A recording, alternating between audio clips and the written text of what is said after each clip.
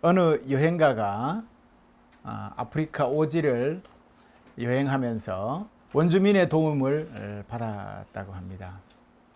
우리가 보통 보면 뭐 히말라야 등반을 한다든지 할 때 세르파라고 짐을 대신 들어주는 원주민들이 있죠. 그처럼 아프리카에도 아프리카 여행을 할 때 그 원주민들이 지리를 잘 알고 또 짐을 같이 옮겨주고 하는 그런 도움을 주는 분들이 있다고 합니다. 그래서 그분들의 도움을 받았던 것이죠. 그래서 첫째 날 아프리카 사람들은 너무 열심히 길을 달려와서 정말 큰 도움을 얻었다고 합니다. 열심히 도와준 것이죠. 그래서 그는 목적지까지 며칠이 걸리지 않아서 도착할 수 있었다고 합니다. 그러나 그 다음에 그 다음 날이 되어서 원주민들은 도무지 길을 나설 생각을 하지 않았다고 합니다. 그래서 통역관을 통해서 왜 이 사람들이 이제 더는 길을 가려고 하지 않는지 물어봤다고 합니다. 그랬더니 이 사람들이 하는 말이 이것입니다. 어제까지 우리가 육체가 너무 빨리 달려왔기 때문에 아직 우리 영혼이 따라오지 못했습니다. 내 몸만 여기에 쫓아왔지 영혼이 따라오지 못했습니다. 라고 말을 했다고 합니다. 그래서 영혼이 올 때까지 기다렸다가 출발하려고 합니다. 라는 것입니다. 그렇습니다. 그들은 알고 있었던 것이죠. 영혼의 회복이라는 것을 알고 있었던 겁니다. 어떻게 해야 우리 영혼이 회복될 것인가를 알았던 것이죠. 여러분의 영혼은 어떻습니까? 육체는 건강하신가요? 우리는 육체적인 삶을 참으로 열심히 살아가는 것 같습니다. 아침이 되면 일어나서 지각하지 않기 위해서 최선을 다해서 회사로 달려가고 학교로 달려가고 그렇게 해서 열심히 살아갑니다. 그런데 정작 영혼은 그 육체가 달리는 만큼 영혼은 달려가고 함께 달려가고 있는지 궁금합니다. 혹 지금 여러분의 영혼은 어떻습니까? 영혼의 회복을 또한 갈망하고 있습니까? 오늘 우리가 읽은 복음서의 요한복음 21장은 베드로의 회복을 말씀하고 있습니다. 베드로와 다른 제자 6명은 오늘 디베랴 바다, 그러니까 갈릴리 호수입니다. 그 갈릴리 호수에 고기를 잡으러 나갑니다. 결과는 완전한 실패였습니다. 그런데 어두컴컴한 새벽에 호수에 한 사람이 나타나서 배 오른편에 그물을 던져보라고 말을 합니다. 그들은 그대로 따라 했더니 그물을 들어 올릴 수 없을 정도로 물고기가 많이 잡혔다고 합니다. 베드로는 예전 일이 떠올랐습니다. 처음 예수님이 베드로를 부르실 때도 이와 같이 그물을 던져서 많은 물고기가 잡히는 기적을 보았던 일이 떠올랐던 것이죠. 그때도 베드로와 그의 친구들이 밤새도록 수고를 했지만 얻은 것은 없었습니다. 그러나 말씀을 가르치시던 예수님의 지시에 따라서 순종하면서 그물을 내렸더니 잡힌 것이 많아서 그물이 찢어질 지경이었다라는 그 경험을 베드로는 갖고 있었던 것이죠. 이 순간에 예수님의 사랑하는 제자는 그 첫 번째 만남, 그 만남 때의 사건을 떠올리게 된 것입니다. 호숫가에 그분이 예수님이라는 것을 직감을 했던 것이지요. 그의 말을 들은 베드로는 즉각 겉옷을 걸쳐 입고 물에 뛰어내려서 주님께로 달려갑니다. 그리고 예수님은 고기 잡느라고 지친 제자들에게 새벽에 아침을 준비해서 그들을 먹이십니다. 자, 이제 분위기를 한번 살펴볼까요? 예수님이 불을 피워놓고 고기를 구워놓고 있습니다. 제자들이 와서 둘러 앉았습니다. 저들은 그렇게 물고기를 굽고 계신 저분이 예수님이라는 사실을 의심 없이 다들 알고 있습니다. 그래서 어느 누구도 당신이 누굽니까? 라고 묻는 사람이 없습니다. 아니, 사실 묻기가 좀 그렇죠. 왜요? 왜 묻기가 그렇습니까? 지금 제자들은 예수님이 십자가에서 돌아가시고 부활하셨고 자기들에게 나타나서 지금 이렇게 함께 하시는 것을 잘 알고 있기 때문입니다.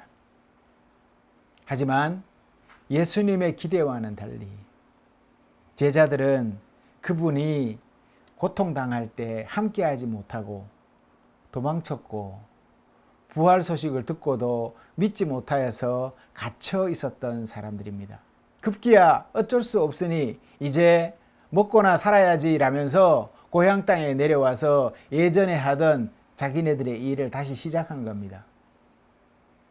심리학에서 보면 이런 태도를 퇴행이라고 얘기를 합니다.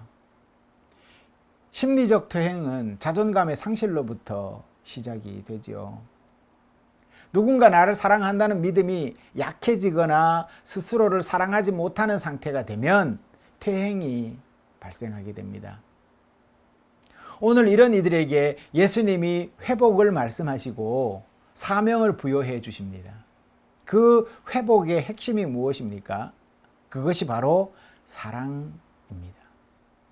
특히 베드로는 더 무한했을 겁니다. 왜 그렇습니까? 그는 예수님께 굉장히 많은 장담을 했기 때문에 그렇습니다. 우리가 자기 결심을 강하게 이야기할 때 자주 하는 말이 있죠. 어떤 일이 있어도 남이 뭐라고 해도 목에 뭐가 들어와도 눈에 흙이 들어갈 때 뭐 이런 표현들 아니겠습니까? 베드로는 그렇게 장담을 했습니다. 꼭 장담할 때는 남과 비교해서 장담하지 않습니까?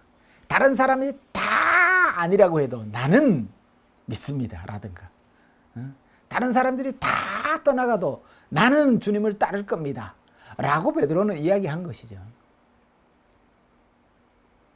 새벽닭이 울기 전에 그는 보란듯이 실패하고 맙니다. 그것뿐입니까? 그가 많은 물고기를 잡았을 때 너무나 정말 감동적이었고 기분이 업되었던가 봐요. 그래서 그가 말을 합니다. 그 말이 이 베드로의 성격을 잘 나타내 주는 거라고 할 수가 있는데 물고기 너무 많이 잡히니까 그는 뭐라고 합니까? 주님, 나는 죄인입니다. 저를 떠나십시오. 라고 말을 합니다. 모르겠습니다. 베드로의 성격이 그래서 그런 건지 모르겠지만 조금은 보면 강한 표현 그리고 자기 표현을 직설적으로 그대로 있는 대로 내보이는 베드로, 그걸 나쁘다고만 말할 수는 없겠습니다만 그것이 결국은 자기 스스로에게 자기를 올가매는 그러한 조건이 되었다라는 것이죠.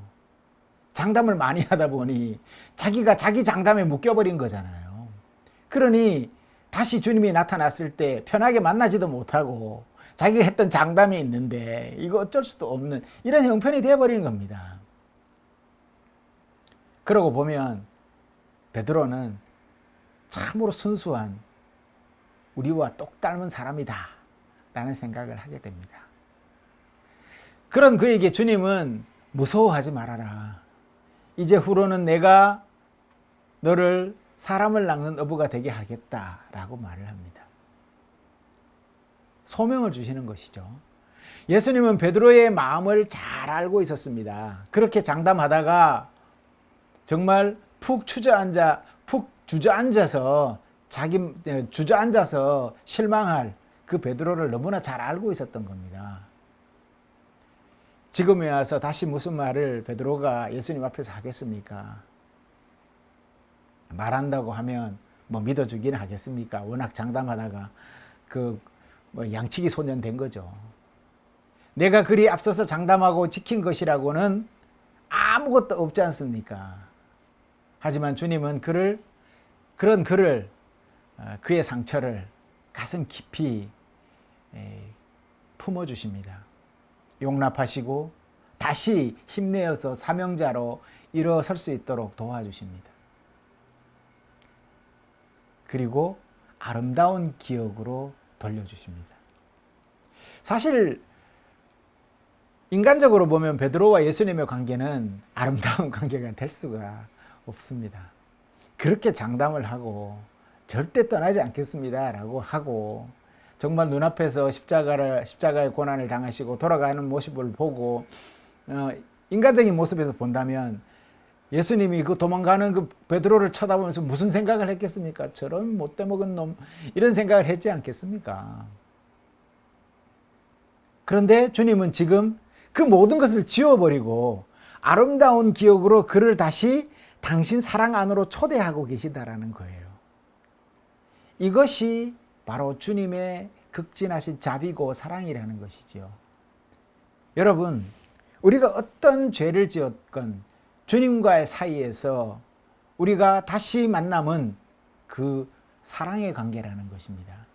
그리고 그 사랑으로 우리를 품어주시고 초대해 주시는 분, 친히 고기까지 구워주시고 정말 육체적인 배고픔까지도 돌봐주시면서 우리를 초대해 주시는 분이 누구라고요? 주님이라는 겁니다. 그러니 내가 힘들다고 주저앉아서 베드로처럼 울상이 되어서 쭈그리고 앉아 있을 일이 아니라는 거예요. 주님 초대 앞에 나아가기만 하면 그분이 나를 사랑 안으로 초대해 주시고 회복시켜 주신다라는 것입니다. 우리가 잘 아는 그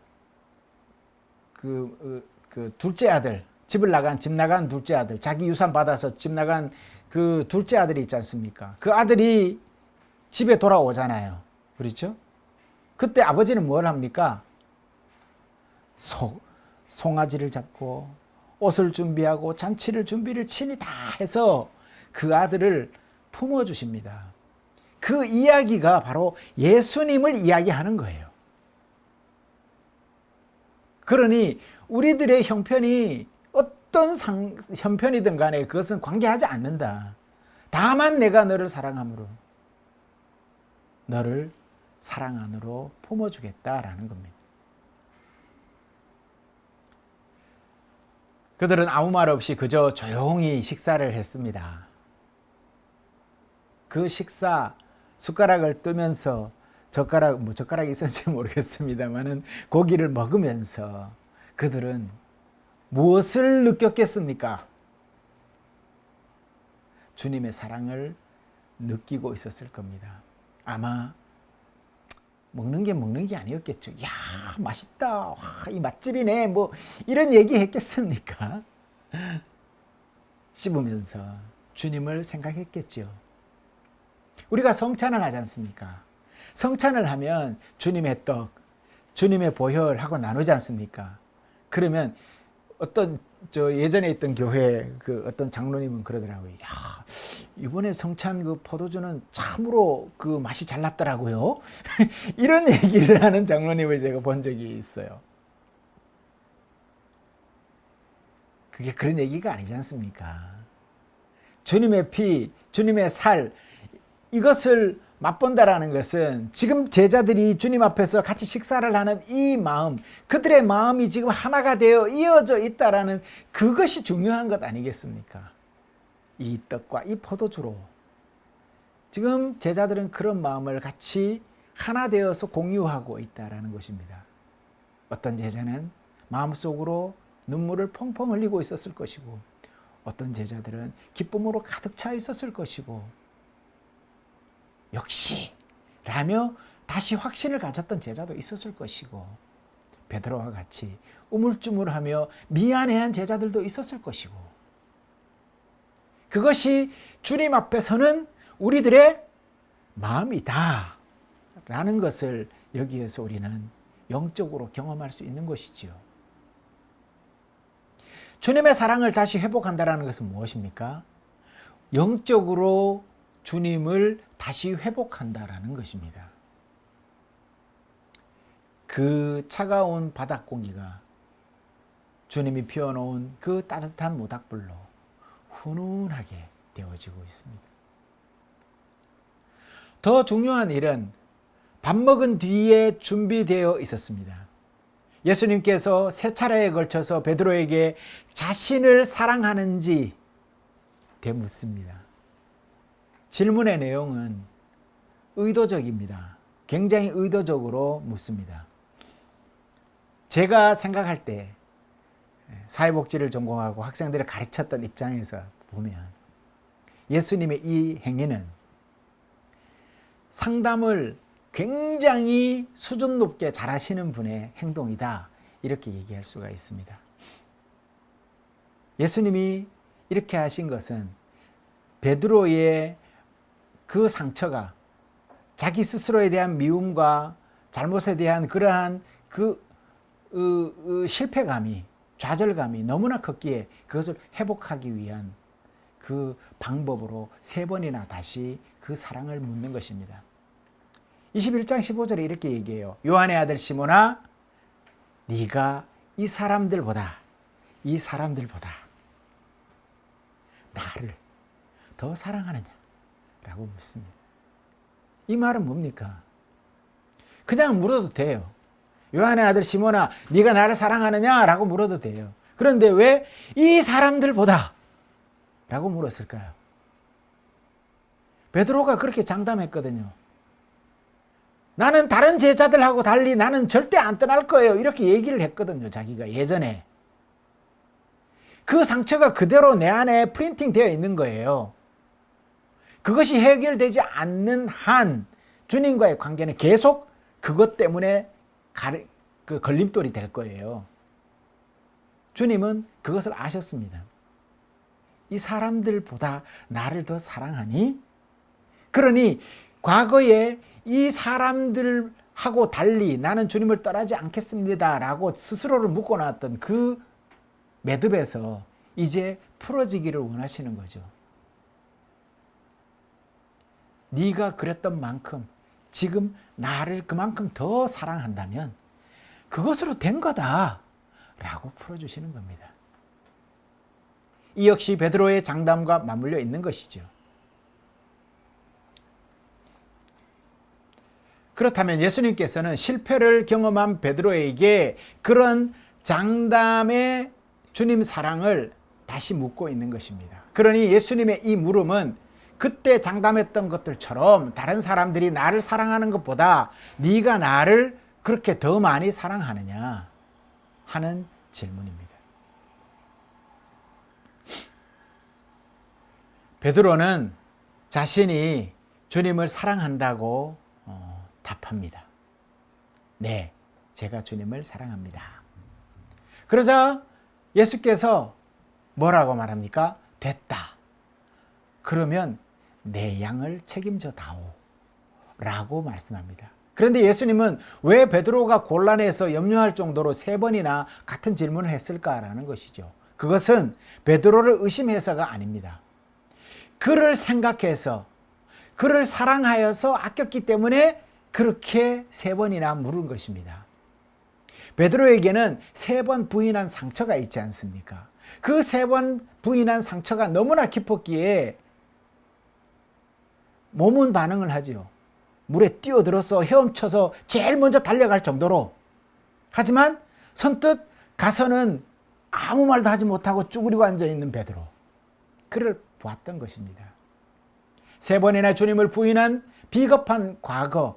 그는 정상적인 사람이라면 부활하신 주님을 봤을 때 내내 괴로워서 그 괴로움의 뿌리로 주님 앞에 서지 못했을 것입니다.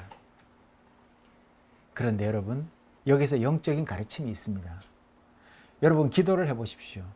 주님 앞에 설 때에 가장 걸림돌이 되는 것이 무엇입니까? 그것이 분명히 있다는 사실을 아시기 바랍니다. 그것은 자기 성찰을 통해서만 볼 수가 있어요. 자기 내면에 내가 하나님 앞에 온전히 서지 못하게 하는 그 무엇이 분명히 있다는 겁니다. 그것을 볼 수 있어야, 베드로같이 볼 수 있어야 주님의 도우심도 받을 수가 있는 겁니다. 우리가 그렇지 않습니까? 부모들이나 선생님들의 교육을 하실 때에 가장 잘못된 교육 방법이 무엇입니까? 체벌이라고 얘기를 하지 않습니까? 체벌이라는 것은 교육을 목적으로 하는 거였죠. 가르치기 위하고 깨닫게 하기 위해서 하는 건데, 어떤 분은 그렇게 얘기하더라고요. 체벌을 할 때에 그가 무엇을 잘못했는지를 알지 못하면 체벌하면 안 된다.